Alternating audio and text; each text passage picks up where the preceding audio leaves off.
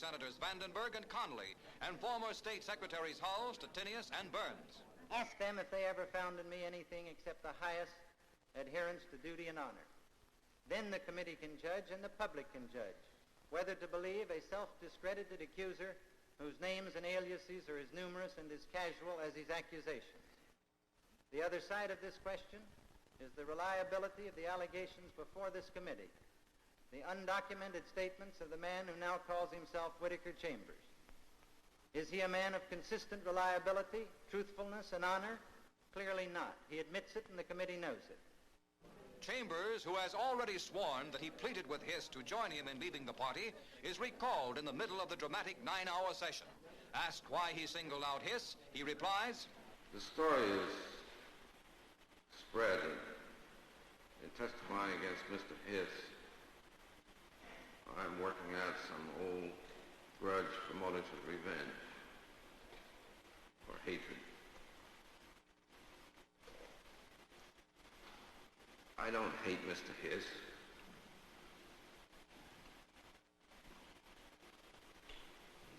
We were close friends, but we are caught in the tragedy of history.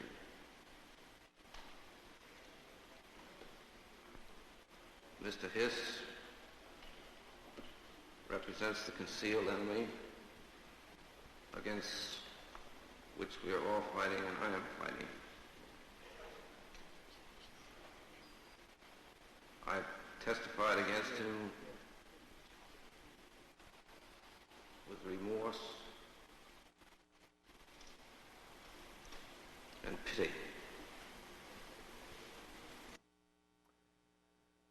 You can really see the contrast, can't you? Hiss, this beautiful man, well-spoken and accustomed to public speaking, and close friends with half the people who run the institutions of American society. And Chambers, this overweight, awkward, shy, soft-spoken, halting man. The case became a national sensation. The confrontation was fascinating. There's a picture you can find on Google Images of Chambers sitting in the committee room waiting to testify, and sitting next to him is a man with a newspaper. He's reading it, and the banner headline on the newspaper says, "Who is lying?" After he testified, Chambers was shocked to discover that his fellow news reporters had no interest in gathering the facts. They all went and interviewed Hiss, but none of them interviewed him. Throughout the case, the national media did its best to portray Chambers in the most negative light possible. Chambers went on Meet the Press, where the panel of reporters interviewing him was moderated by a reporter who had personally recommended Alger Hiss for his position as president of the Carnegie Endowment. These supposedly neutral, objective reporters treated Chambers so shamefully that after the show, his son asked him, "Papa, why do those men hate you so?" As the testimony unfolded, it became clear that Hiss was lying. The evidence was all against him. Hiss started dodging questions. He had to keep changing his story. That didn't affect the media coverage, however. On the contrary, the more clear it became that Hiss was in trouble, the more the media covered up for him and found ways to attack Chambers. So it was not until many years later that the nation at large fully realized how clearly and unambiguously the evidence had been against Hiss from the beginning.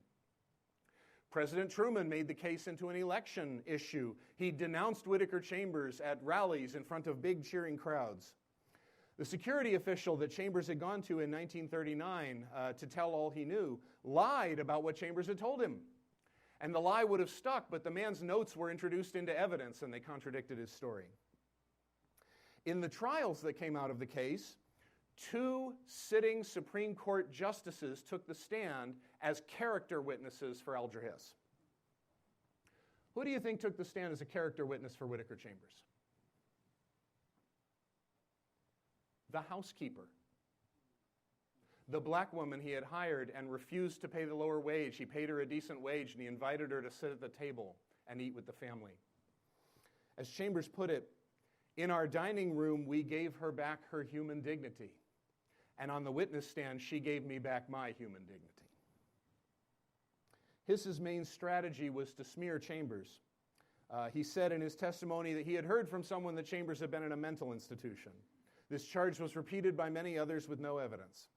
In the courtroom, the chair of the Harvard Psychiatry Department took the stand and testified under oath that he had diagnosed Whittaker Chambers as a delusional and dangerous mentally ill man solely on the basis of reading his articles in Time magazine. In public, the smear was Chambers is crazy. In private, the smear was Chambers is a pervert, an adulterer, a homosexual, and a pedophile. The only reason the Hiss forces decided not to make those charges in public, the only reason is because they were afraid people might think Hiss was a homosexual too. But in private, they spread the word among all of their friends, which included everybody at the top of the government and media, that Chambers had had an affair with Hiss's wife, and this is why Hiss was lying in order to protect her. That Chambers had propositioned Hiss for sex and had been turned down and had become obsessed with him. That Chambers had an affair with Hiss's stepson, a homosexual affair with Hiss's stepson, and that this was why Hiss was lying, to protect his stepson. That Chambers had sexually abused his younger brother Richard, and that this was why Richard had killed himself. At the trial, Chambers was questioned on the stand at great length by Hiss's attorneys about the suicide of his brother. And at the time, he didn't understand why. It was because the Hiss forces were hoping that the jury had heard the rumors that they had been spreading, that Chambers had abused his brother and that that's why his brother committed suicide. These claims were widely believed. No claim was too outrageous to be believed if it made the Harvard man, the respectable lawyer, the New Dealer, the architect of the United Nations, and friend to half the people who run the institutions of the country as the hero, and the fat weirdo Quaker as the villain. But then Hiss's lawyers made their fatal mistake. They demanded that Chambers turn over any documents from Hiss that he might have in his possession. They assumed, of course, that he would have nothing and that this would be embarrassing for him. But Chambers remembered. He had taken that last parcel of stolen documents and handed it to his cousin to hide, to use as leverage against the party in case his wife or child were kidnapped. He didn't remember what was in it. He went back to his cousin to get it. It had sat in a dumbwaiter shaft for 10 years. It had 65 pages of handwritten documents and canisters of microfilm that, when they were developed, produced a stack of documents 4 feet high. Proved beyond a doubt that Hiss was lying. There were documents in Hiss's handwriting and typed on Hiss's typewriter. There were copies of secret documents that only Hiss could have acquired and that he had no legitimate reason to be making copies of. On the stand, Hiss actually said, under oath, "I am amazed, and to my dying day I will wonder how Whittaker Chambers got into my house to use my typewriter." Hiss went to jail for perjury. More importantly, the nation was awakened to the real nature of communism. There would be no more cheap and easy talk about a peaceful and democratic Soviet Union or agrarian liberals in China. Chambers' description of communism, his powerful testimony to what it was, and his willingness to endure all suffering and sacrifice in order to oppose it, had exposed the true nature of the threat. In his retirement, Chambers was sought out by William F. Buckley, who at that time was building what would become the conservative movement, and the two of them became very close friends. For a short time, Chambers wrote for National Review, including a deconstruction of Ayn Rand's Atlas Shrugged, which remains to this day one of the key documents of American intellectual life. Chambers' interaction with Buckley and with the other conservatives forced him to recognize something he had never been willing to admit before, that human freedom is inextricably linked to economic and technological development. This was a huge change for Chambers. He had spent his entire adult life denouncing the mechanization of the modern world, building that family farm, trying to get back to the land, to get back to the woods from his unhappy childhood, where nature offers peace to those who come to see and to hear and not to change. But near the end of his life, he wrote to Buckley, "I have decided that the machine is not the enemy." But Chambers never joined the conservative movement. He insisted from the beginning that he was not conservative. For one thing, he was vehemently opposed to Joe McCarthy from the very beginning. He wrote sharply worded letters to Buckley telling him, practically begging him, to stop defending McCarthyism. But Buckley wouldn't listen.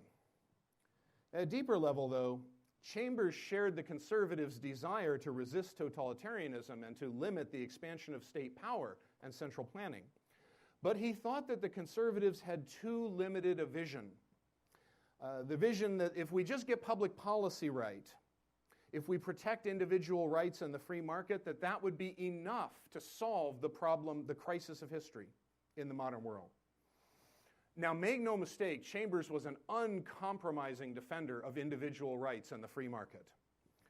But to think that that alone would be enough to solve the crisis of the modern world seemed to him like just another form of the old fallacy, the almighty mind of man that can invent public policies that will solve our problems without God.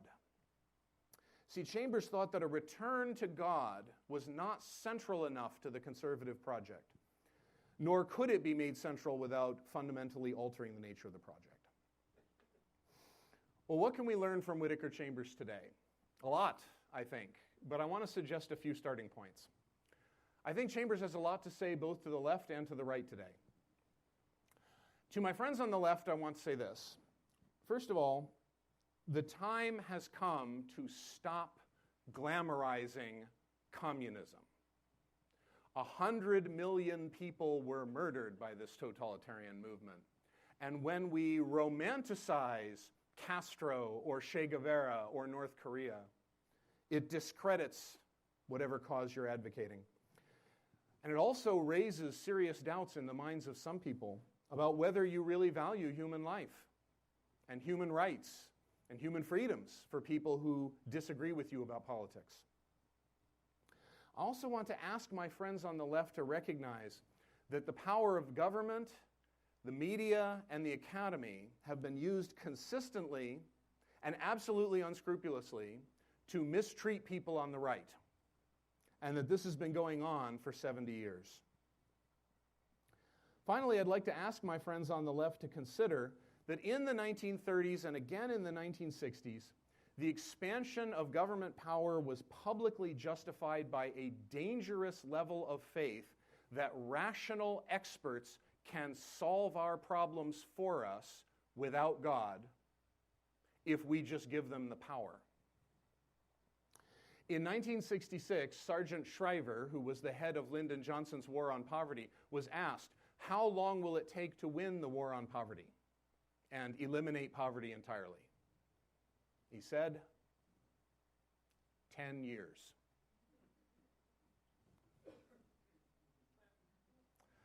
Now, that doesn't mean that a safety net for the truly needy is illegitimate. And I appreciate that my friends on the left are no longer running around saying they can solve poverty in 10 years.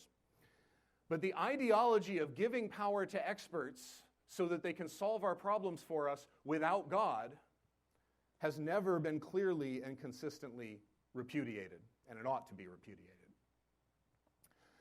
But I also think that Chambers' story has some very hard lessons for the right as well, and I include myself here. I'm speaking repentantly of things that I have done. First of all, we need to recognize that the vision of the almighty mind that can plan the world has greatly receded on the left. Progressivism today is not nearly as ambitious as progressivism in the 1930s or the 1960s. I think we need to dial back our tendency to talk as if anybody who believes in a welfare state even slightly larger than what we are willing to accept is somehow just one step away from totalitarianism and mass murder. German or British-style social democracy is bad, and it's not what I want. I'm opposed to it. But it's not totalitarianism. Let's dial down the rhetoric. Second, I'd like to ask my friends on the right to recognize that since the 1980s, we have built some pretty big and powerful institutions of our own. We're no longer powerless and outcast as Chambers was. We have our own big media, big politics, big academics. And I'm afraid our big institutions have not really done much better when it comes to mistreating people than the left's institutions have done treating us. I think we need to take a long, hard look in the mirror and ask, have we become the oppressor that we set out to fight? And have we practiced the politics of grievance and resentment and victim culture that we accuse others of practicing? Finally, we need to recognize that limiting government, while good